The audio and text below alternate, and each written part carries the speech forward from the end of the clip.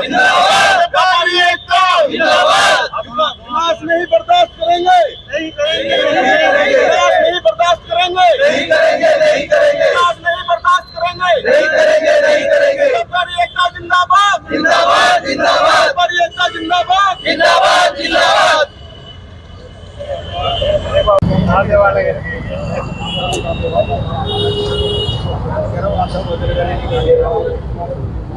जी, क्या मामला है, क्यों बैठे हुए आप धरने पर? ऐसा है, आपको सबको मालूम है, हमारे यहाँ आरओबी प्रस्तावित हुआ है, जिसके वजह से हम लोग को नोटिस आए हैं कि हमारे अखबार के माध्यम से कि जो है हमारे को अपनी जमीन देनी पड़ेगी, अधिग्रहण से प्रशासन करना चाहती है, जिसकी सूचना हमें पहले से नहीं दी गई थी, ना हमें मालूम था।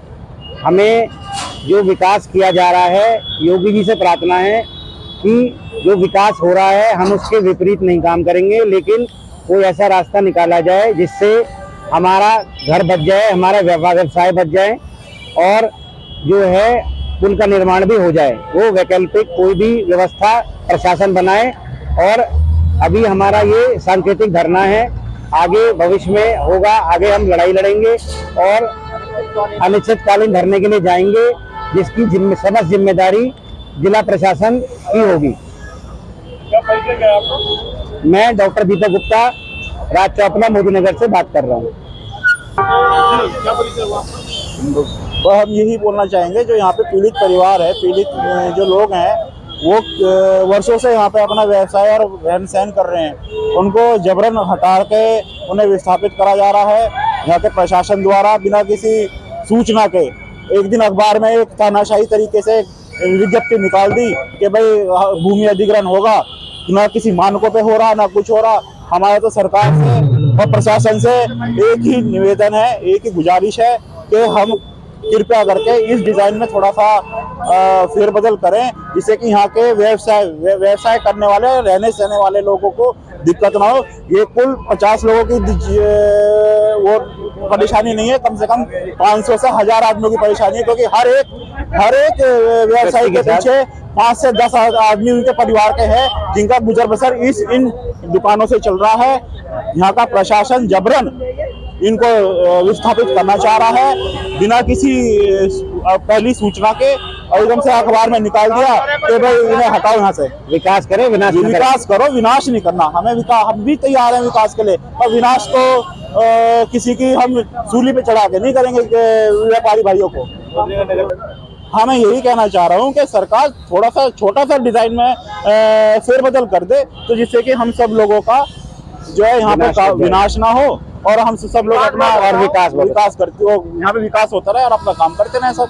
यही हमारी गुजारिश है आपके माध्यम से। हम लोग रोजगार शुरू करें। क्या परिचय होगा? डॉक्टर विधि राधू हूँ, रेडियोलॉजिस्ट हूँ, यहाँ प्रैक्टिस कर रही हूँ 15 साल से। क्या मामला, क्यों बैठे? ये जो गवर्नमेंट ने प्रपोज किया है आरओबी, ये हम लोग ये क्लिनिक्स को एक्वायर कर रहे हैं और ये हमारे लिए बहुत ही डिफिकल्ट है, इस तरह अपने वर्क प्लेस को बंद करना या उसको तोड़ फोड़ करना। एंड हमें इस बारे में कुछ पता नहीं था अब तक। प्लान फाइनल हो गया, नक्शा पास हो गया, प्रोजेक्ट शुरू होने को हमें कोई इन्फॉर्मेशन नहीं थी। समय से हमें भी इस लूप में रखकर हमारे विचार लिए जाते, हमारे डिस्कम्फर्ट सुने जाते, फिर जो फाइनल डिसीजन होता वो समय बताता। मतलब ये वन साइडेडली सिर्फ हमें इन्फॉर्म किया गया कि आपकी जमीन हम लेना चाह रहे हैं और ये आपको देने हैं कागज, वो हमें थोड़ा स्वीकार नहीं है। यहाँ इसलिए बैठे हैं कि गवर्नमेंट से रिक्वेस्ट करें कि आप प्लीज इस डिजाइन को थोड़ा मॉडिफाई करो, जिससे काम भी हो जाए और हम लोग इतना परेशान भी ना हो, कोई भी समाज में अधिक परेशान ना हो, और शहर के डेवलपमेंट के लिए एटलीस्ट इसको मॉडिफिकेशन की ऑप्शन ढूंढी जाए। मैं डॉक्टर सुनंदा गोविल हूँ, मोदी नगर में 44 साल से काम कर रही हूँ और मैंने बहुत शुरू से, जब मोदी नगर में कुछ नहीं था तब से काम शुरू किया है। हम लोगों ने बहुत थोड़ा थोड़ा करके इतना सब बनाया है और अब ऐसा हो गया है कि हमें पता भी नहीं चला। एक दिन किसी को पता चले कि आपका घर टूट रहा है या आपका हॉस्पिटल टूट रहा है, जिसमें आप 40 साल से काम कर रहे हैं। इतनी उम्र के बाद उसका क्या हाल होगा, सोचिए कि अब 70-70 साल के हो गए हैं, आप घर को नई तरीके से बनाना शुरू करो तो इंसान सड़क पे आके ये बर्दाश्त तो नहीं कर सकता है। हमें कम से कम 7 साल से प्लानिंग थी, तो हमें बताना चाहिए था कि आपके घर की टूटने की बातें हो रही हैं, तो हम पहले से उसी मॉडिफिकेशन में या हम आपका अस्पताल टूट रहा है या आपकी क्लिनिक टूट रही है, तो हम उसी मेडिफिकेशन से काम करते पहले से ही। आपको एकदम लगे लगाए काम को बोल दें कि आप ये टूट रहा है 1 महीने में, ऐसे कैसे हो सकता है? क्या परिचय जी आपको? मैं अमित गर्ग, मेरी यहाँ पर रोड पे शॉप है। क्या कहना चाहिए? पिछले 40 साल से शॉप पे बैठते हैं। सबसे बड़ी समस्या देखिए, जितने भी व्यापारी बंधु और डॉक्टर लोग यहाँ इकट्ठी हुई है, ये विकास में बाध्य के लिए नहीं हुई है। ये सब विकास चाहते हैं, लेकिन हम लोगों के साथ जो विनाश हो रहा है उसके विरोध में है सभी। इसमें क्या हुआ कि जो सबसे पहले डिजाइन आया उसके लिए किसी व्यापारी या डॉक्टर लॉबी से नहीं पूछा गया। जब इसके बारे में कोई बातचीत हुई, जब किसी भी व्यापारी से नहीं पूछा गया, शहरवासी से नहीं पूछा गया, अब एकदम इन्होंने बोला कि भाई जो अखबार के माध्यम से पता चला कि यहाँ पुल बनने वाला है, उसमें कम से कम 3000 लोग प्रभावित हो रहे हैं।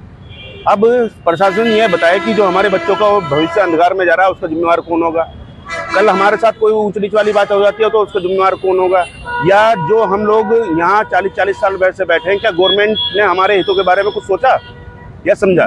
तो हम सरकार से सिर्फ यही कहना चाह रहे हैं कि इसमें हमारे जनप्रतिनिधियों, एसडीएम महोदयों, डीएम महोदयों, योगियों चाहे प्रधानमंत्री जी XYZ जो भी हमारे जनप्रतिनिधि या जो भी सरकार से संबंधित विभाग से संबंधित लोग हैं, उनसे यही कहना चाह रहे हैं कि इस मानचित्र से हम सहमत नहीं है। कोई भी इस मानचित्र को इस तरह से करा जाए जो विनाश न हो, विकास हो।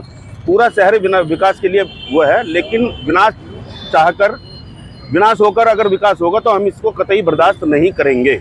बस।